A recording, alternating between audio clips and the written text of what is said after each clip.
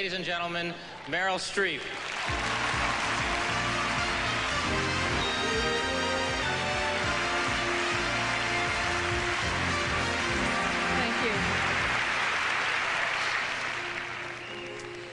In August 1965, after I cried for about 3 days and promised that I'd do the dishes for the next 4 years, my parents finally relented and they let me go into New York on a date for the first time to see this new English band that we were all so emotional about. I remember I sat in about the 116th row, and I had a better view of New Jersey than I did of the little stage that was set up on center field. But as indelibly as the words of those songs are written across my heart, I can remember the sight of those 4 boys running across the grass to the stage. And I can remember the downbeat in the first few chords of I Saw Her Standing There. And I can remember the roar that just rose up and surrounded those 4 boys for the next 25 years of our lives. I had a little sign that said, "I love you forever, Paul." I don't think he saw it. And that's why I'm so beside myself happy to be here tonight, to finally meet him and to present him with the Grammy Lifetime Achievement Award. Paul McCartney. We do write songs as we have been doing as a sort of sideline now. We've probably developed that a bit more, we hope. Who knows, at 40 we may not know how to write songs anymore.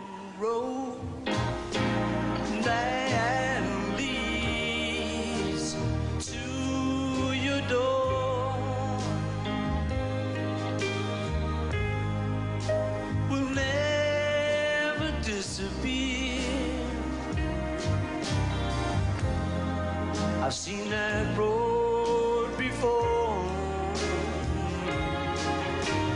I think the first big influence on writing was Buddy Holly. Buddy was a big influence because of his chords, because we'd only just started learning on guitar, and a lot of his songs were 3-chord songs, A, D, and E. And we knew those 3 chords, and we're working on B7. Love me do, love me. We used to have everything worked out before we got to the studio, because you'd only have a day to make an album. Our first album was done in a day. Well, she was just 17, you know what I mean. And the way she looked was way beyond compare. So how could I dance with another? Oh, if I saw her standing there. It's been a hard day's night, and I've been working like a dog. Yesterday, love was such an easy game to play.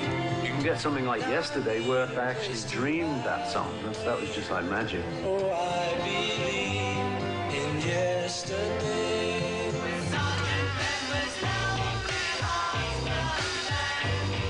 But one example I always give of John's greatness, I think, is I was sitting at the piano doing It's Getting Better All the Time, and he's sitting there, couldn't get much worse. You know, that's very John, you know.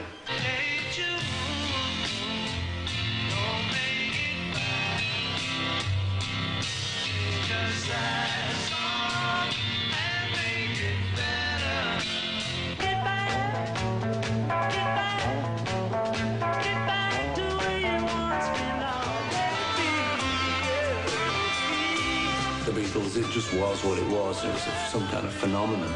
And there was no getting it back together again, you know, it just wouldn't have been the same.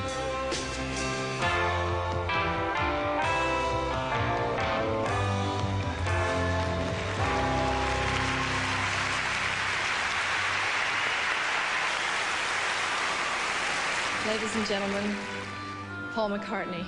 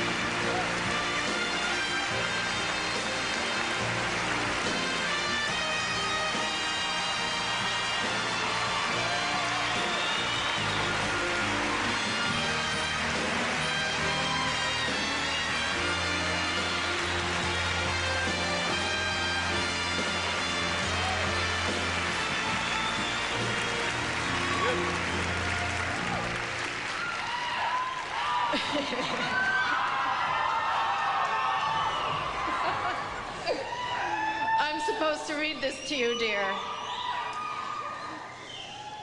The trustees of the National Academy of Recording Arts and Sciences present the Lifetime Achievement Award to Paul McCartney, who, as a member of the Beatles, had an impact not only on rock and roll, but on Western culture, and who, as a solo performer and songwriter, continues to astonish after 3 decades. Oh.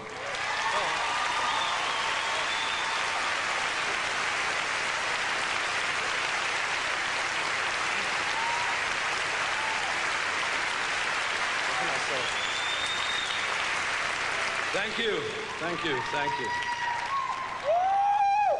Now stop that, chuck that this time, I'm warning. Hold on. Now seriously, folks. Thank you, Merrill. Okay, I'm not nervous, right? Let's get that out of the way. Thank you, Merrill. I remember you well. Row 116. I remember her well. She looked great, even then. Okay, speech time. Reaches in pocket for a little yellow slap of... Okay, guys. I'm gonna do it, don't worry. Okay. When I was but a child in Liverpool, I was listening to the radio, and this record came on. It's called What Did I Say? And it was by a guy called Ray Charles. And I was this big, and the tingles went right up and down my spine, and right there I knew what I wanted to do in life. A little later, there was this guy called Little Stevie Wonder who had a record called Fingertips. Had the same effect on me. So, if you'd have told me that all this time later they were going to be here, tonight, singing, something I'd written, well, I wouldn't have believed you. I mean, that's all there is to it. A little later on, I joined the best band in the world.